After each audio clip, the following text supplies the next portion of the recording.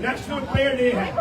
یہ ملک جہاں پر ہم بستے ہیں, بائبل میں لکھا ہے جہاں آپ بستے ہو اس ملک کے لیے دعا کرو. اور آج پورے امریکہ میں 75 نیشنل پریئر ڈے جو ہے وہ منایا جا رہا ہے, دعائیں کی جا رہی ہیں. اور خدا نے یہ کہا ہے ہمیں کہ ہمیں دعا کرنی ہے. ہاللیلویا.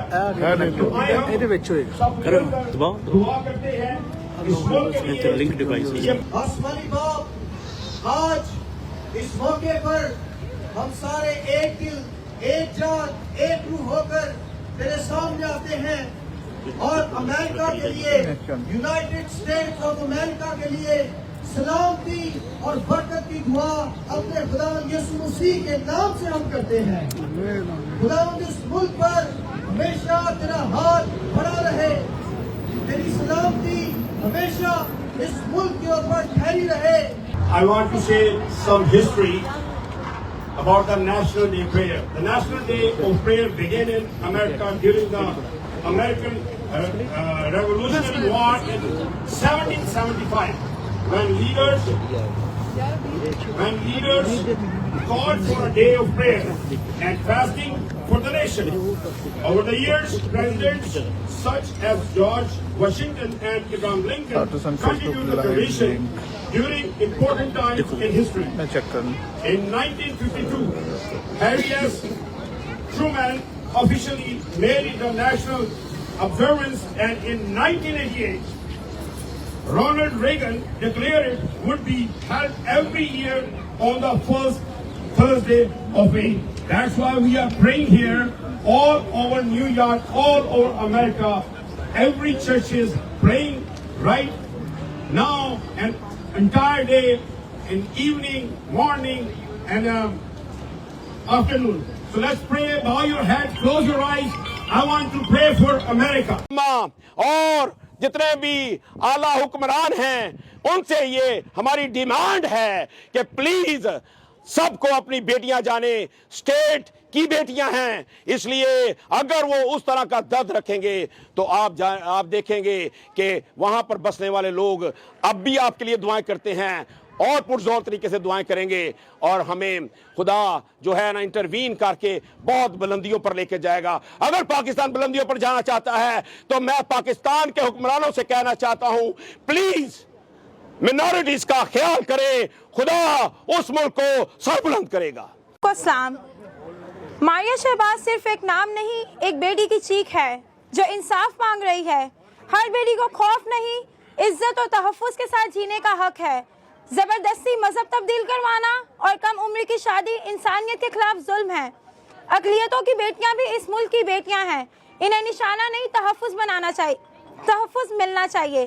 جب ایک بچی کی آواز دبائی جاتی ہے تو پوری انسانیت خاموش ہو جاتی ہے. خاموشی ظلم کو طاقت دیتی ہے, اس لیے بولنا ضروری ہے. Good afternoon, everyone. We stand here today against the abduction of minor Christian girls who are forced to convert and then forced into marriage. Forced conversion, abduction, and marriages of minority girls are all a crime. But sadly in Pakistan, this has been normalized and become a trend. Cases have been increasing in number because Pakistan has stayed quiet and their government has stayed quiet. Girls have been silenced, which is why the numbers of cases have been increased.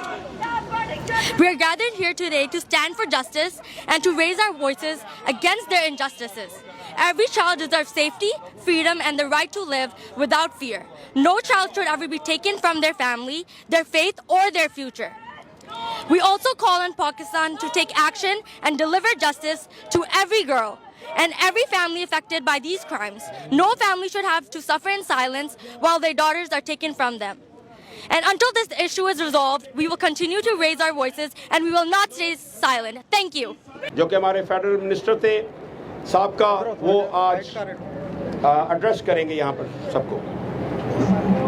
میں سب سے پہلے pastor Tariq رحمت صاحب کا شکر گزار ہوں کہ انہوں نے آج اس درد کو محسوس کیا اور اقوام متحدہ کے سامنے آج کا یہ پروٹیسٹ اس بات کی گواہی ہے کہ پاکستان میں جو اقلیتوں کے ساتھ ناانصافی ہو رہی ہے وہ آپ لوگوں کے سامنے ہے.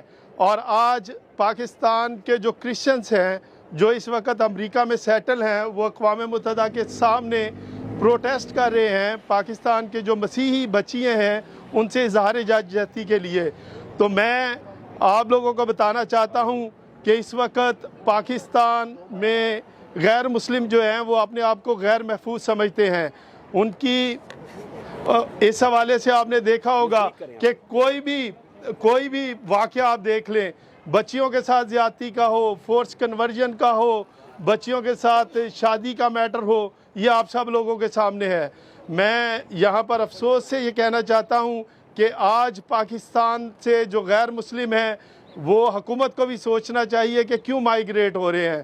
اس لیے کہ پاکستان میں جو غیر مسلم ہیں ان کے بنیادی حقوق جو حکومت کو دینے چاہیے, جو ایک ریاست کی ذمہ داری ہے, وہ ان حقوق کو پورا نہیں کر رہی. اور اس وقت تو ورس کنڈیشن ہے کہ جو پاکستان کی جو مسیحی بچیاں ہیں ان کو ورغلایا جاتا ہے, پھر ان سے شادی کی جاتی ہے, پھر ان کا مذہب چینج کیا جاتا ہے, اور نابالغ بچیوں کے ساتھ اس طرح کی زیادتیاں ہو رہی ہیں. ابھی مجھے افسوس کے ساتھ کہنا پڑتا ہے کہ پارلیمنٹ کو جو کام کرنا چاہیے تھا پارلیمنٹ بھی وہ کام نہیں کر رہی. اور اس کے حوالے سے میں چاہتا ہوں کہ پاکستان کی حکومت کو, پارلیمنٹ کو چاہیے کہ وہ ایسی لیجسلیشن کریں جس سے نابالغ بچیاں جو ہیں ان سے زبردستی شادی نہ ہو سکے. اور میں یہ بھی کہنا چاہتا ہوں کہ جہاں بچیوں کے حوالے سے, نابالغ بچیوں کے حوالے سے شادی کا ہے, اسی طرح میں حکومت پاکستان کو اور جو پاکستان کے علماء کرام ہیں ان کو بھی یہ کہنا چاہتا ہوں کہ جو بچیاں نابالغ ہیں, 18 سال سے کم عمر کی ہیں, ہم نے کسی بچی کے اوپر پابندی نہیں لگائی, وہ کوئی بھی مذہب جو ہے وہ جوائن کر سکتی ہے. لیکن اگر بچی بالغ ہو, نابالغ بچیوں کو آپ اپنے مذہب میں کنورٹ نہیں کر سکتے, تو بچیوں کے حوالے سے بھی یہ قانون سازی ہونی چاہیے کہ 18 سال سے کم بچی جو اس وقت نابالغ ہے, جب آپ قومی شناختی کارڈ جب تک بچی 18 سال کی نہ ہو تو نہیں بناتے, اس کا مطلب یہ ہے ووٹ ڈالنے کی اس کو اجازت نہیں ہے, تو اس کا مطلب یہ ہے کہ بچی نابالغ ہے یا بچہ نابالغ ہے, وہ اپنی سوچ کے مطابق جو وہ کرنا چاہتا ہے وہ بہتر نہیں کر سکتا. تو ایک مذہب سے دوسرے مذہب کی طرف جانا میں سمجھتا ہوں کہ یہ ٹھیک قدم نہیں ہے. اس کے اوپر جو پاکستان میں بسنے والے مسیحی ہیں ان میں تشویش پائی جا رہی ہے, اور میں سمجھتا ہوں کہ ایک سوچی سمجھی اسکیم کے تحت جو پاکستان میں بسنے والے مسیحی ہیں ان کو سیاسی طور پر اور مذہبی طور پر اور معاشی طور پر ویک کیا جا رہا ہے. اور اس حوالے سے پاسٹر طارق رحمت صاحب نے یہاں پر کونسلیٹ جنرل میں بھی ریزولوشن موو کی ہے, اور اقوام متحدہ میں بھی ریزولوشن موو کریں گے کہ حکومت کو چاہیے کہ پاکستان میں جو بسنے والے غیر مسلم ہیں ان کو مساوی حقوق دیے جائیں, ان کو قومی دھارے میں لایا جائے. ابھی بھی ریسنٹلی حکومت نے ایک پروگرام شروع کیا ہے جس کے تحت وہ بیواؤں کی مدد کر رہی ہے, لیکن ٹی وی کے اوپر اشتہارات چل رہے ہیں کہ یہ جو امداد ہے یہ صرف مسلمان بچیوں کے لیے ہے یا مسلمان بیواؤں کے لیے ہے. تو یہ میں سمجھتا ہوں کہ یہ دوہرا معیار ہے. کیا پاکستان کی جو غیر مسلم خواتین ہیں وہ بیوہ نہیں ہے؟ تو حکومت کو اسپیشلی یہ نہیں کرنا چاہیے کہ ایک ایکول رائٹ دینے چاہیے. جب ملک میں مخلوط انتخابات ہیں, انہوں نے پاکستان کے جو مسیحی ہیں, جو پاکستان کے مسیحی ہیں ان سے ووٹ لیے ہیں, وزیر اعلیٰ نے ووٹ لیا ہے, پرائم منسٹر نے ووٹ لیا ہے, اسپیکر نے ووٹ لیا ہے, چیئرمین سینٹ نے ووٹ لیا ہے. تو میں سمجھتا ہوں کہ یہ ان کے ساتھ ناانصافی ہے کہ قومی اسمبلی کے 52 قومی اسمبلی کے ایسے حلقے ہیں جہاں پر اقلیتوں کا ووٹ اثر انداز ہوتا ہے. ظلم کے ضابطے ہم نہیں مانتے, ظلم کے ضابطے ہم نہیں مانتے, ظلم کے ضابطے ہم نہیں مانتے. ہماری بیٹی واپس دو, ماریا کو واپس دو, ہماری بیٹی واپس دو, ماریا کو واپس دو, ہماری بیٹی واپس دو, ماریا کو واپس دو.